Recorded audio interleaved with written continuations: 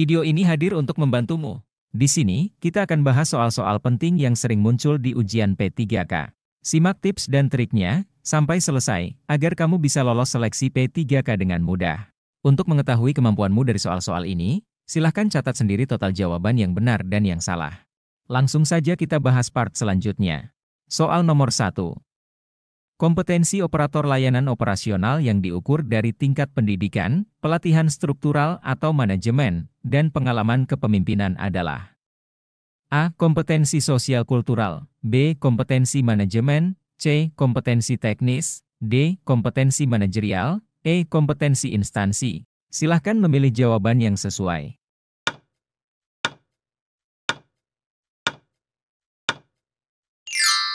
Jawabannya adalah D. Kompetensi manajerial. Soal nomor 2.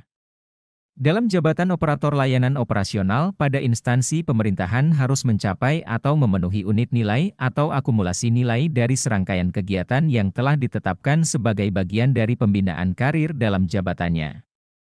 Ini menggambarkan bahwa ada standar kinerja atau pencapaian yang harus dipenuhi oleh seorang operator layanan operasional untuk mengembangkan karir mereka dalam posisi tersebut. Disebut A. Raport, B. Penilaian, C. Angka raport, D. Angka kredit, E. Kredit nilai. Silahkan memilih jawaban yang sesuai.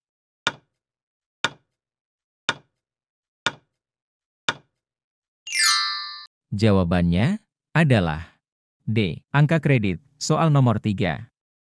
Peran seorang operator layanan operasional yang dapat ditunjukkan adalah adanya sikap dan perilaku yang diarahkan pada pencapaian tujuan yang telah ditentukan melalui interaksi dengan masyarakat. Dalam pelaksanaan peran, minimal ada 3 komponen yang menyertainya. A. Harapan peran, pembuat peran, pelaksana peran. B. Pelaksana peran, pembuat peran, peran aktif. C. Pembuat peran, peran aktif, peran pasif. D. Pembuat peran, peran aktif, pelaksana peran. E. Konsepsi peran, harapan peran, pelaksana peran. Silahkan memilih jawaban yang sesuai.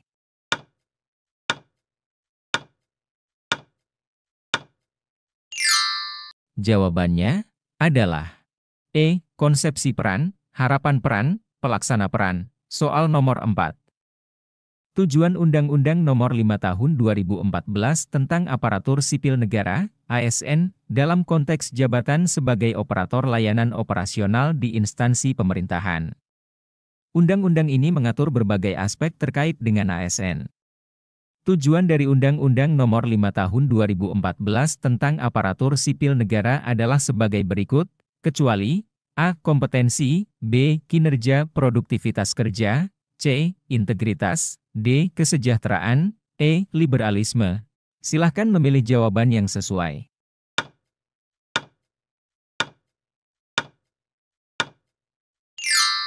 Jawabannya adalah E. Liberalisme. Soal nomor 5. Kedudukan atau posisi seorang aparatur sipil negara, ASN, yang bekerja sebagai operator layanan operasional dalam sebuah instansi pemerintahan. Dalam jabatan sebagai operator layanan operasional, seorang ASN memiliki tugas-tugas yang ditetapkan, tanggung jawab yang harus dipenuhi, wewenang yang dimiliki, dan hak-hak yang diberikan dalam kerangka satuan instansi tempat mereka bekerja. Kedudukan yang menunjukkan tugas, tanggung jawab, wewenang dan hak seorang aparatur sipil negara dalam kerangka suatu satuan instansi disebut A. Pangkat, B. Kepangkatan, C. Jabatan, D. Pegawai, E. Kenaikan pangkat. Silahkan memilih jawaban yang sesuai.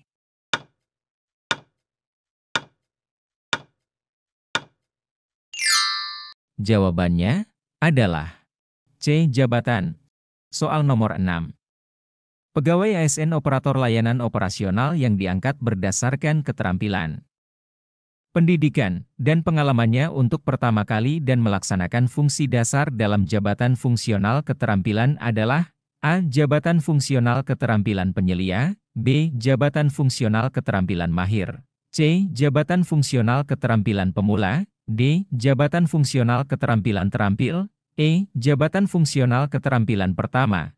Silahkan memilih jawaban yang sesuai.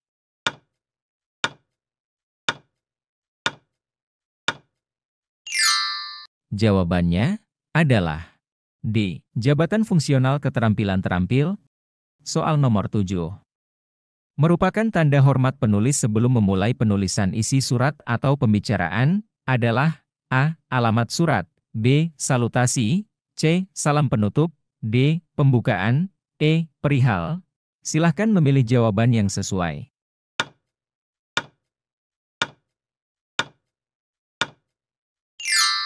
Jawabannya adalah B. Salutasi. Soal nomor 8. Secara umum, urutan-urutan bagian surat yang benar di bawah ini adalah A. Tanggal, bulan, tahun surat, kepala surat, nomor surat, lampiran, perihal, alamat yang dituju, salam pembuka, alenia pembuka, isi surat, alenia penutup, salam penutup, B. Tanggal, bulan, tahun surat, kepala surat, nomor surat, lampiran, perihal, alamat yang dituju, salam pembuka, isi surat, alenia pembuka, alenia penutup, salam penutup, C. Kepala surat, tanggal, bulan, tahun surat, nomor surat, lampiran, perihal, alamat yang dituju, salam pembuka, alenia pembuka, isi surat, alenia penutup, salam penutup. D. Kepala surat, tanggal, bulan, tahun surat, nomor surat, lampiran, perihal, alamat yang dituju, salam pembuka, alenia pembuka, isi surat, salam penutup, alenia penutup, E. Kepala surat, tanggal, bulan, tahun surat, nomor surat, lampiran, perihal, salam pembuka, alamat yang dituju, alenia pembuka, isi surat, alenia penutup, salam penutup. Silahkan memilih jawaban yang sesuai.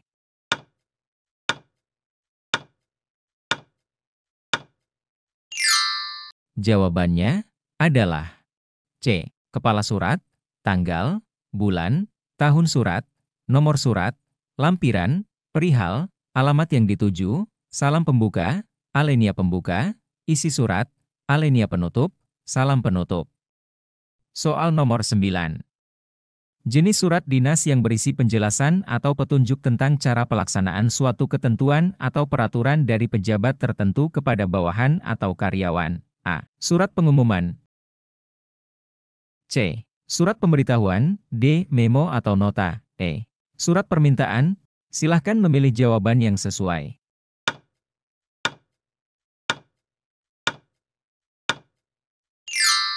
Jawabannya adalah B. Surat edaran. Soal nomor 10. Surat yang berisi kebijakan atau petunjuk pelaksanaan suatu peraturan atau kebijakan. Sehingga waktu menulis perlu mempertahankan dan menjaga ciri kewibawaan, dinamakan A. Surat perjalanan dinas, B. Surat keputusan, C. Surat tugas, D. Surat instruksi, E. Surat perintah. Silahkan memilih jawaban yang sesuai.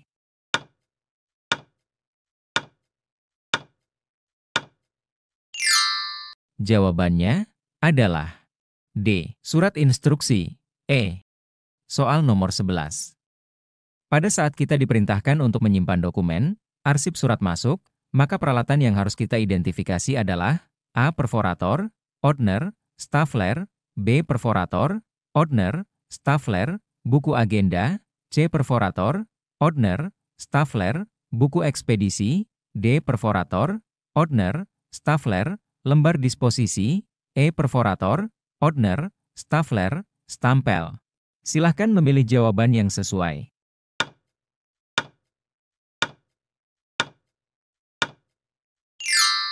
Jawabannya adalah A. Perforator, ordner, stafler. Soal nomor 12. Membaca surat, memeriksa lampiran, membubuhkan stempel agenda, dan mencatat surat dalam buku agenda masuk. Kegiatan tersebut termasuk bagian dari A. Penyimpanan, B. Pencatatan surat, C. Penerimaan, D. Penyortir, E. Pembukuan. Silahkan memilih jawaban yang sesuai.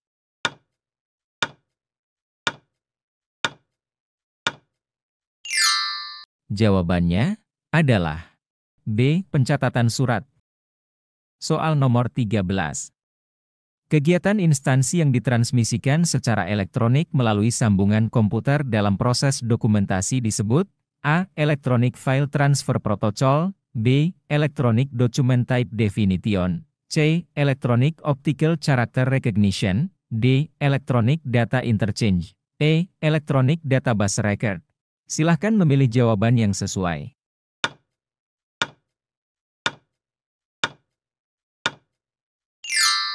Jawabannya adalah D. Electronic Data Interchange. Soal nomor 14. Simbol yang dibubuhkan pada lembaran surat sebagai pedoman penyimpanan disebut A. Unit, B. Subunit, C. Arsip, D. Kode, E. Judul. Silahkan memilih jawaban yang sesuai.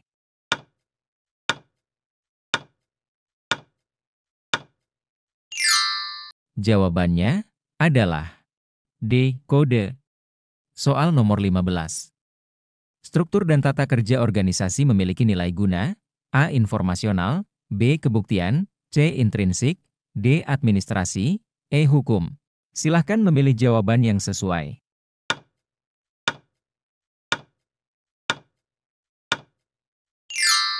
Jawabannya adalah D. Administrasi.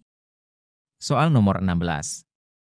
Jenis arsip yang berhubungan dengan masalah kepegawaian seperti surat lamaran kerja, curriculum vitae, absensi merupakan jenis arsip, A. Inventory record, B. Personal record, C. Financial record, D. Sales record, E. Arsip aktif. Silahkan memilih jawaban yang sesuai.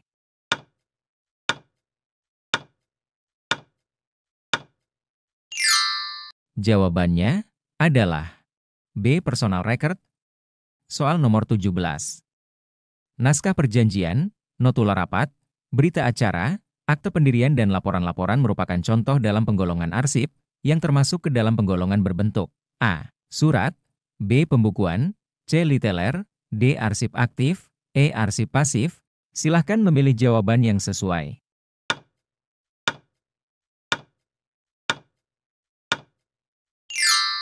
Jawabannya adalah A. Surat. Soal nomor 18. Operator layanan operasional berkedudukan sebagai pelaksana teknis fungsional pada instansi merupakan jabatan A. Pekerjaan, B. Profesi, C. Pencapaian, D. Keprofesionalan, E. Karir. Silahkan memilih jawaban yang sesuai.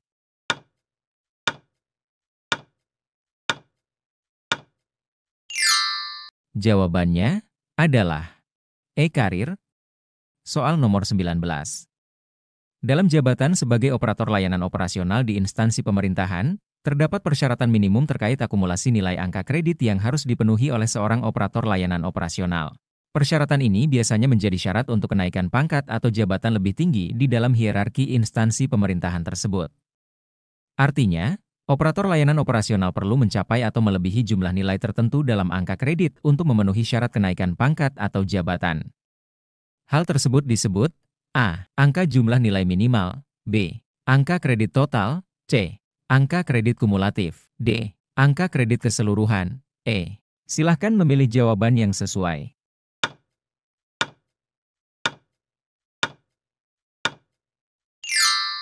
Jawabannya adalah C. Angka kredit kumulatif. Angka minimal, soal nomor 20. Tahapan dalam proses penyusunan di mana draft didiskusikan dan diperdebatkan oleh berbagai pihak terkait adalah A. Evaluasi kebijakan, B. Implementasi kebijakan, C. Pembahasan publik, D. Pembentukan kebijakan, E. Penyusunan agenda. Silahkan memilih jawaban yang sesuai.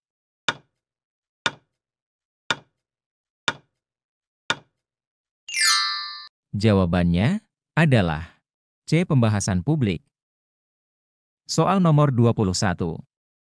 Pada sistem penilaian kinerja yang digunakan untuk mengevaluasi kinerja seorang operator layanan operasional. Sistem penilaian kinerja ini didasarkan pada sejumlah kriteria atau metrik tertentu yang relevan dengan pekerjaan. Sistem penilaian kinerja jabatan fungsional operator layanan operasional yang didasarkan pada sistem A. Sistem pengakuan kinerja dan sistem rencana perkembangan, B. Sistem penghargaan dan sistem kebijakan promosi, C. Sistem tatanan pencapaian dan sistem penghargaan, D. Sistem prestasi dan sistem karir, E. Sistem karir dan sistem tatanan pencapaian. Silahkan memilih jawaban yang sesuai.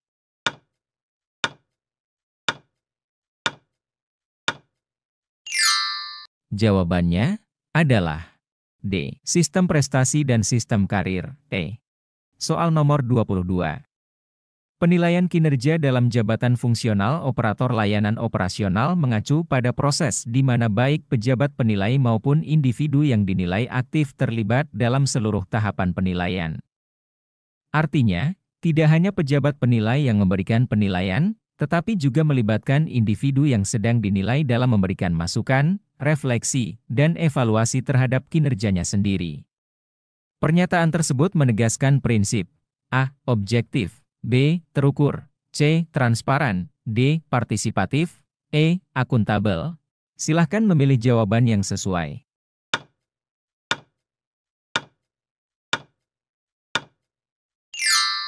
Jawabannya adalah D. Partisipatif.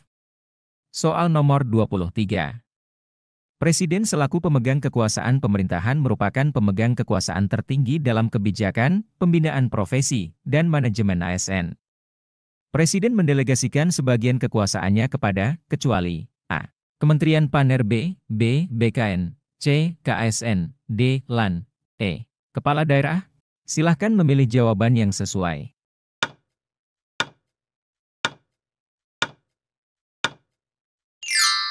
Jawabannya adalah E. Kepala Daerah. Soal nomor 24. Kompensasi dasar berupa honorarium sesuai dengan beban kerja, tanggung jawab jabatan dan resiko pekerjaan yang ditetapkan oleh peraturan perundang-undangan adalah A. Tunjangan, B. Honorarium, C. Gaji, D. Remunerasi, E. Pendapatan. Silahkan memilih jawaban yang sesuai.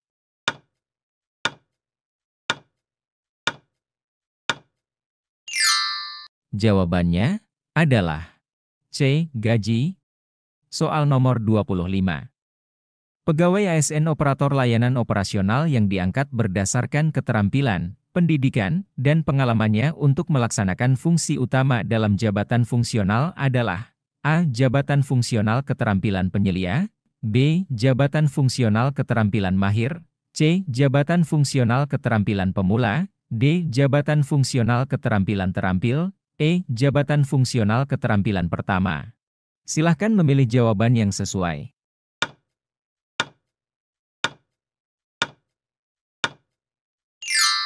Jawabannya adalah B. Jabatan fungsional keterampilan mahir. Sebelum lanjut membahas soal selanjutnya, silahkan subscribe dan di-share. Kita lanjut di part selanjutnya, terima kasih.